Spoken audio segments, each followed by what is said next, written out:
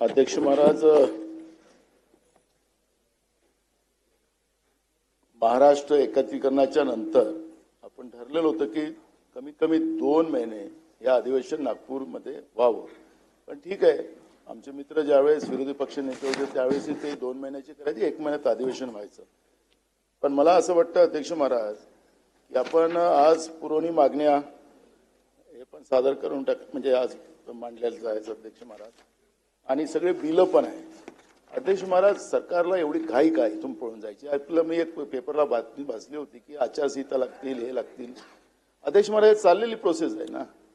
पण विधिमंडळाचं कामकाज सरकारला पुरवणी मागण्यास मंजूर करायची असतील तर मग काय करायचं अध्यक्ष महाराज? 1 दिवसाचं सेंट्रल ऑलिम्पिक बोलवा. नानाभाऊ, आपण यापूर्वी पीठासीन अधिकारी म्हणून कार्य केलं असल्यामुळे माझा असं समज आहे की आपल्याला माहिती आहे सभागृहात होणाऱ्या कामकाजासंदर्भात आपण बीएससी मध्ये संपूर्ण चर्चा करतो आणि सहमताने आपण निर्णय घेतो.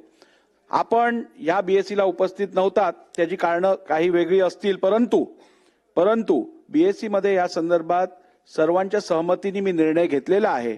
त्यामुळे आता मी तुम्हाला या विषयावर अधिक बोलायला देणार नाही. सन्माननीय अध्यक्ष महोदय, ही गोष्ट खरी आहे की बीएससी मध्ये चर्चा होत असताना जे होणारे निर्णय आहेत ते सर्वसाधारणपणे युनॅनिमसली व्हावेत अशा प्रकारची अपेक्षा असते, हे मी मान्यच करतो. दुसरी गोष्ट, मला हाही नियम माहित आहे की सर्वसाधारणपणे बीएससी मध्ये झालेली चर्चा येऊन बाहेर बोलायचं नसतं, हेही मला माहिती आहे, तरी मी बोललोय, हेही मी मान्य करतो. मी कधी आयुष्यात खोटं बोलत नाही. पण अध्यक्ष महोदय, आपण असा मेसेज आमच्या समोर पाठवतोय. सन्मान्य सदस्य नानाभाऊ पटोले यांनी जो मुद्दा उपस्थित केला की हे अधिवेशन विदर्भाचा असल्यामुळे विदर्भ करारानुसार व्हायला पाहिजे, हा त्यांचा प्रमुख मुद्दा. ठीक आहे, त्याच्यावर आपण निर्णय देणार. पण आपण असा मेसेज पाठवला की आम्ही तिथं या सगळ्या गोष्टीला मान्यता दिलेली, आम्ही आमचं मत तिथं मांडलेलं आहे की 8 ते 19 पर्यंत व्हावं, हा आम्ही आग्रह केला. एखादा आठवडा अधिक वाढवा म्हणून आग्रह केला. निर्णय झाला इथपर्यंत ठीक आहे, परंतु तुम्ही आमच्याबद्दल संशयाचं वातावरण निर्माण करू नये असं मला म्हणायचं. ठीक आहे सर. आमचे मित्र नानाभाऊ हे पीठासीन अधिकारी होते. ते असं म्हणतात घाईघाईने तुम्ही पुरवणी मागण्या टाकताय, घाईघाईने तुम्ही अध्यादेश टाकताय, घाईघाईने तुम्ही विधेयक टाकतायत. पीठासीन अधिकारी म्हणून त्यांना हे नक्की माहिती आहे की अधिवेशनाच्या पहिल्या दिवशीच आपण नेहमी पुरवणी मागण्या दाखवतो, चर्चा नंतर होते.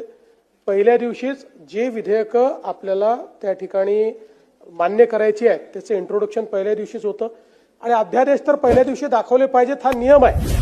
त्यामुळे यात कुठेही आपण गेल्या 25-50 वर्षातलं कुठल्याही अधिवेशनाचा पहिला दिवस काढला यापेक्षा वेगळा अजेंडा आपल्याला कधीच दिसणार नाही.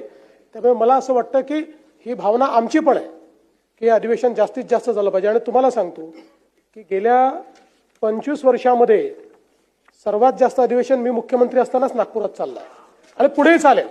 आता आपल्यालाच माहिती आहे आचारसंहिता आहे, पुढे कधी आचारसंहिता होऊ शकते हे आपल्याला माहित नाही, पण ती जी काही इंडिकेशन परवाच्या प्रेस कॉन्फरन्समध्ये आपल्या इलेक्शन कमिशनने दिले, म्हणून आपण त्या दिवशी विचार केला आणि 2 दिवस म्हणजे पहिला आठवडा आणि प्लस 2 दिवस 10च्या ऐवजी 7 दिवस होत आहे. हे पुढच्या वर्षी कॉम्पन्सेट करून टाकू, काळजी करू नका.